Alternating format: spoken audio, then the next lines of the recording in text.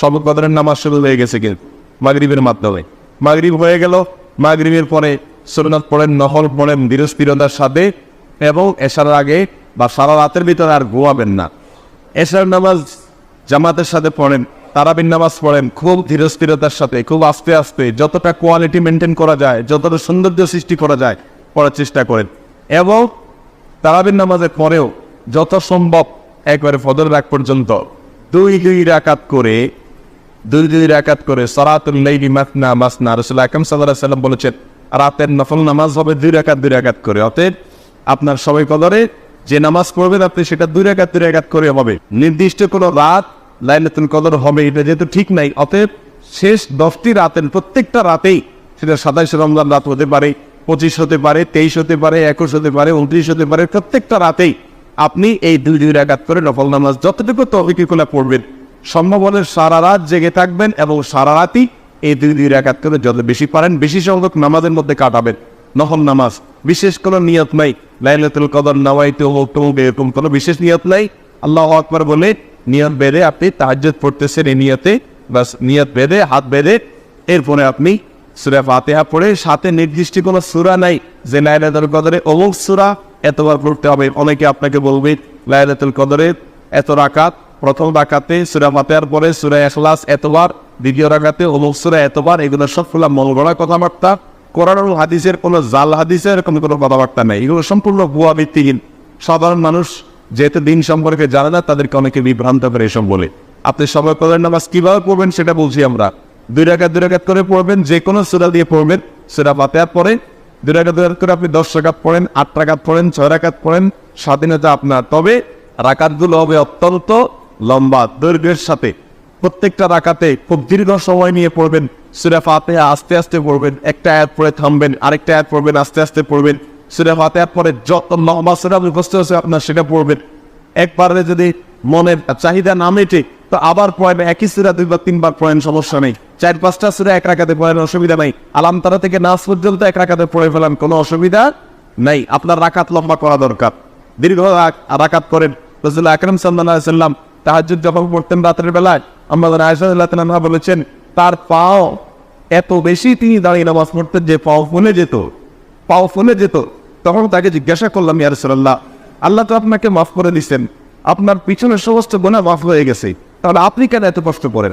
যদি কেউ জানতে পারে যে আমার কোনো অপরাধ নাই, আল্লাহ সব মাফ করে দিচ্ছেন, তাহলে সে তো আরামে একটু ঘুমাবে যে আমার তো আর কষ্ট করার দরকার নেই। রাসূলুল্লাহ আকরাম সাল্লাল্লাহু আলাইহি ওয়াসাল্লাম বলেছেন, আফালান আকুনা আবদান শাকুরা, আমি কি আল্লাহর কথা আদায়কারী বান্দা হব? আল্লাহ আমাকে গুনাহ মাফ করে দিচ্ছেন এই কথা যদি আমি জানতে পারি, তাহলে তো আমি আরো বেশি শুকর আদায় করবো আল্লাহ তাআলা। এজন্য আমার সময় নিয়ে তিনি তাহাজ্জুদ পড়বেন। তার তাহাজ্জুদের অবস্থা বর্ণনা করতে গিয়ে আম্মা আয়েশা বলেছেন, লা তাসআল আন হুসনিহিন্না ওয়া তুলিহিন্না, আল্লাহ রাসূলের রাতের নামাজের সৌন্দর্য, কোয়ালিটি, বিউটি, তার নামাজের যে দৈর্ঘ্য, এগুলো আর কি বলবো, এগুলো বলে বোঝানো যাবে না। যখন দাঁড়িয়ে কেরাত পড়তেন মনে হয় তিনি আর জীবনের রুকুতে যাবেন না, এত কেরাত পড়তেন, এত লম্বা সময় লেগে পড়তেন। যখন রুকুতে যেতেন এত তাসবিহ পড়তেন মনে হয় আর মাথা জীবনে উঠাবেন না। যখন মাথা উঠাতেন দাঁড়িয়ে আল্লাহ প্রশংসা শুরু করতেন মনে হয় আর সিজদা যাবেন না। সিজদা গেলে সুবহান রাব্বিল আলা বলতে বলতে আল্লাহর প্রশংসা করতে করতে এত মজা পাইতেন, আল্লাহকে সামনে পেয়ে আল্লাহর প্রশংসা করে আর মনে হয় সিজদা থেকে উঠবেন না। হাদিসে আসছে রাসূল করিম সাল্লাল্লাহু আলাইহি ওয়াসাল্লাম বলেছেন, বান্দা যখন সিজদায় যায় তখন আল্লাহর সবচেয়ে কাছে চলে যায়। কেউ যদি চায় আল্লাহর আরশের দুয়ারে গিয়ে, আল্লাহর রহমতের চৌঘাটে গিয়ে, আল্লাহর আরশের দরজায় গিয়ে আল্লাহর কাছে সঙ্গে সঙ্গে মুখোমুখি হয়ে আল্লাহর কাছে চাইবে, তাহলে তার জন্য একমাত্র উপায় হলো সিজদায় গিয়ে যাওয়া আল্লাহর কাছে। সিজদায় গিয়ে যাওয়া আরশের রাস্তা উপরের দিকে, অনেক দূরের রাস্তা, কিন্তু একজন আল্লাহর প্রিয় বান্দা তিনি বলেছেন আল্লাহর আরশের রাস্তা নিচের দিকে, অর্থাৎ জমিনে মাথা ঠুকাইলে আরশে পর্যন্ত পৌঁছে যায়, বান্দা আল্লাহ সবচেয়ে নিকটে চলে যায়। অতএব রাত্রে সিজদায় গিয়ে লম্বা সময় সিজদা নিয়ে সিজদায় আপনি তাসবিহ পাঠ করুন, সিজদায় করার যে বর্ণিত দোয়াগুলো আপনার আল্লাহর কাছে বলুন, চাইতে থাকুন আল্লাহর কাছে, মনে মনেও চাইতে পারেন, তাসবিহ করতে পারেন। এভাবে লাইলাতুল কদরের রাতকে আপনি কাটাইয়া দেন। লম্বা 1 রাকাত নামাজ 10 মিনিট, 15 মিনিট, 20 মিনিট, আধা ঘন্টা সময় কাটাইয়া দেন। এভাবে 2 রাকাত, 4 রাকাত, 6 রাকাত নফল নামাজ পড়েন। এটা হলো লাইলাতুল কদরের নামাজ। বিশেষ কোনো সংখ্যা ঠিক করা হয় নাই, এত রাকাত পড়তে হবে, এই সূরা এতবার পড়তে হবে, এরকম করে নির্দিষ্ট করা হয় নাই। বরং আপনার যত খুশি আপনি পড়েন।